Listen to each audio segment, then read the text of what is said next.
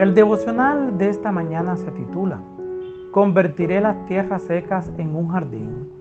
El versículo de memoria lo encontramos en Isaías capítulo 51, versículo 3. Dice la palabra de Dios: Convertiré las tierras secas del desierto en un jardín, como el jardín que el Señor plantó en Edén. Allí habrá felicidad y alegría, cantos de alabanza y son de música. Uno de mis mayores deseos al llegar a Roma, Italia, era visitar uno de sus lugares más emblemáticos, el Arco de Tito, ubicado sobre la Vía Sacra y muy cerca del Foro.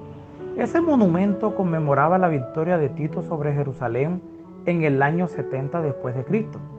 Una de las atracciones del arco son los detalles de relieve que muestran a soldados romanos cargando el candelabro hebreo.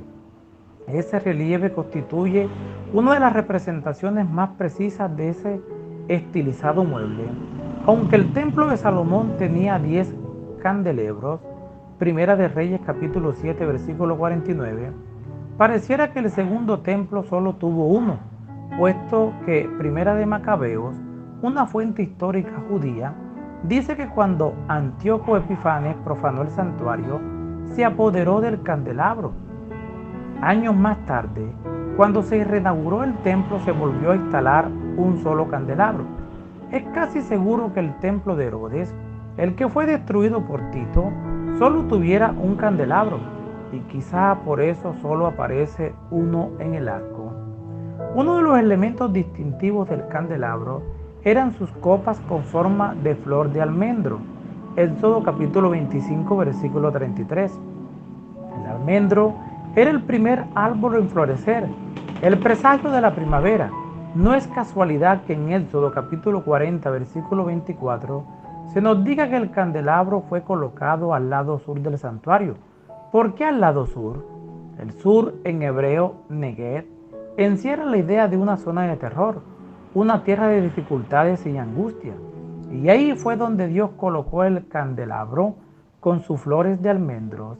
El candelabro proclamaba que no hay espacio en esta tierra que no pueda ser alumbrado y transformado por la presencia del Señor. Al estar colocado en el sur, la tierra seca de dificultades y angustia nos recuerda la promesa divina: convertiré las tierras secas del desierto en un jardín, como el jardín que el Señor plantó en el Edén. Isaías capítulo 51, versículo 3. Ahí, en medio de la sequedad espiritual que sentimos, en medio de nuestro desierto personal, la presencia divina puede producir en nuestros corazones frutos dignos de arrepentimiento. Mateo capítulo 3, versículo 8. Hoy el Señor puede dar inicio a una permanente primavera espiritual, colocando su luz en nosotros. Les habló Flavio Martínez desde la Iglesia Remanente La Selva, una iglesia sin fronteras para el mundo. Hasta la próxima.